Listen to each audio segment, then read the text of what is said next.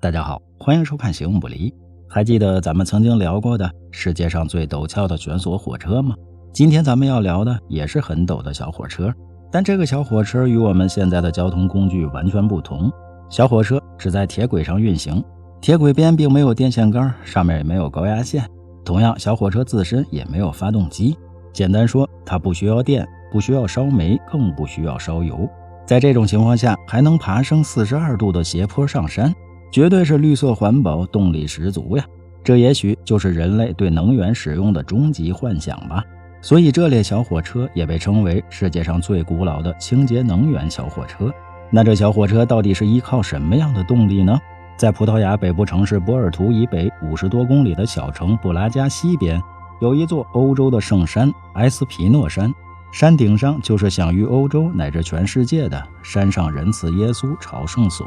布拉加是葡萄牙第3大城市，被认为是葡萄牙乃至全世界最古老的基督教大主教之教区。而山上仁慈耶稣朝圣所正位于埃斯皮诺山的西山坡苦路的中心，因此朝圣所一直香火不断，前来朝拜的信徒也是络绎不绝。山顶的朝圣所距离山脚下的垂直高度为116米，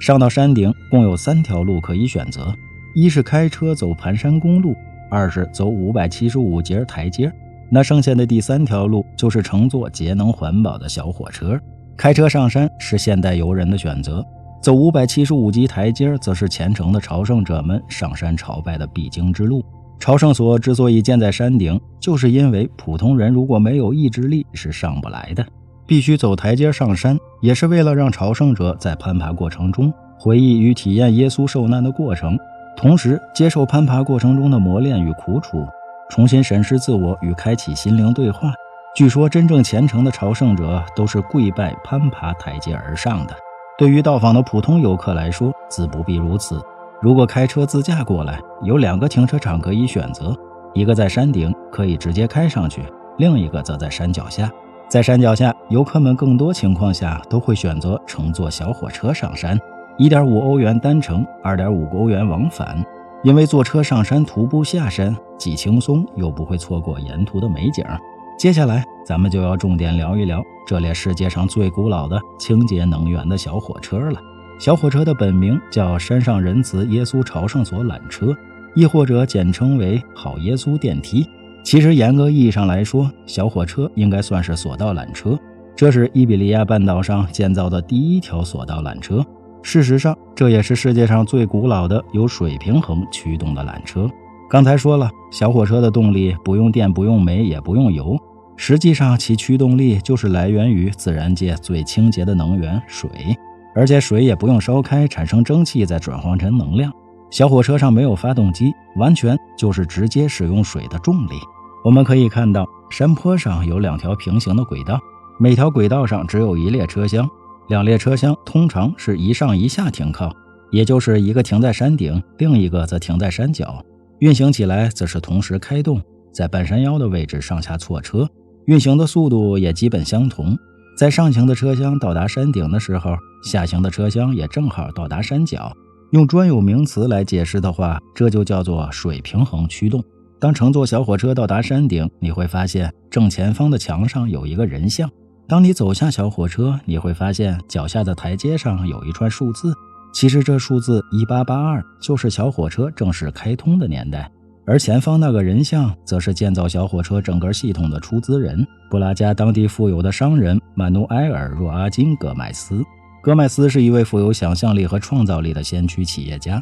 他所创建的商业帝国起始于一家面包店，后来他又迎娶了一位出身豪门的富家女，从而获得了更多大胆创新项目的资金。戈麦斯利用他的智慧创造了很多就业机会。据说1877年5月19日，他首次在城市的公共交通中启用了由一处牵引的汽车，也就是用马拉汽车或者轨道上的火车。因此他控制了布拉加的整个公共交通系统。在19世纪，他为了让人们更好地理解什么是真正的进步，随后他就出资修建了山上仁慈耶稣朝圣所缆车。在欧洲，瑞士是名副其实的缆车之国，朝圣所缆车的设计者就是瑞士工程师尼古拉斯·里根巴赫。当时尼古拉斯的设计工作也是非常超越时代，他并没有前往葡萄牙，而是通过远程办公的方式来设计出图纸和提出解决方案。负责工程项目在葡萄牙落地实施的，则是年轻的葡萄牙裔法国工程师劳尔·梅斯尼尔·德庞萨尔。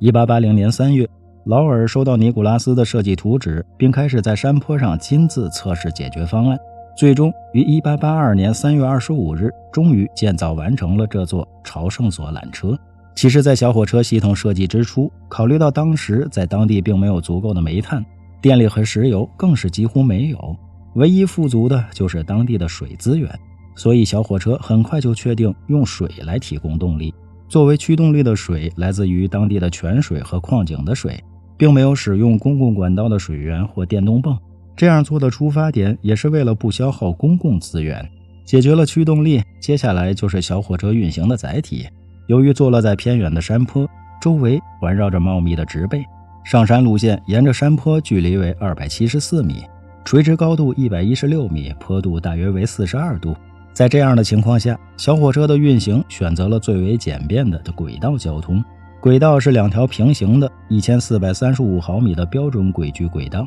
每条轨道都有自己的车厢和中央机架，铺设在石渣上的木质枕木上。2条轨道上的车厢由钢缆相连接，因铺设轨道而被砍伐的树木也没有浪费。据说小火车的车厢和车站都是用这些木材建造的。同时在轨道运行的车厢规模相同，长7米，宽2米，轴距为4.5米。车厢构造很简单，悬挂系统由4个螺旋无阻尼器和铰链螺旋弹簧停止制动器组成。同时因为以水为动力，所以车厢底部都配备了2个水箱，其中大的水箱容量为5850升，用作配重和支撑制动器的制冷回路，小的容量仅为216升，用于后刹车的冷却。在一列车厢到达山顶后，则开始往车厢里注水，同时到达山脚的车厢则开始放水。运行时，山顶注满水的车厢依靠水的重力下降，司机只需要慢慢松开刹车，同时控制车速即可。山脚排空水的车厢重量变轻，这样就会被连接到下山车厢的牵引绳牵引上山，如此循环往复。小火车2列车厢交替注水放水，上山下山。游客们也都非常好奇，这么好玩的小火车到如今已经运行了140年了。通常情况下，每列小火车可搭乘30名游客，总共可容纳39人。小火车前方的小平台也可供游客站立。总之，小火车水箱就那么大，如果人多了，恐怕也就拉不动了。作为尼古拉斯所设计的第2座索道缆车，朝圣索缆车也是目前唯一一个仍旧工作的缆车。劳尔在主持修建朝圣索缆车大获成功之后，又陆续参与建设了里斯本的几个缆车项目。据说当年戈麦斯出资修建这座朝圣索缆车，也是为了取代美国铁轨公司马拉铁轨上的车辆的形式。如今这整座朝圣索缆车系统被称为葡萄牙最杰出的工程实力之一，也被誉为19世纪葡萄牙工程的标志。小火车的轨道平行于登山台阶，一头连接山脚停车场，另一头则在山顶广场旁。其实伴随着铁轨和水的噪音，也并不是每个人都会注意到小火车是如何爬山的。如今小火车每天可运行18趟，每趟间隔大约半个小时，每次运行的2列车厢都会在中途交叉。从山上下来的人带来新的故事，而上山的人则准备写新的故事。据说这清洁能源小火车带你通向的圣地是葡萄牙国家的起源。小小的山坡和山顶上又蕴藏着葡萄牙最具代表性的世界遗产。那山上这些独树一帜、独一无二的建筑，到底又有怎样的故事呢？咱们下期继续吧。来次旅行长一点姿势，有什么问题请留言，欢迎转发点个赞。最后别忘了下期内容更精彩，我们形影不离。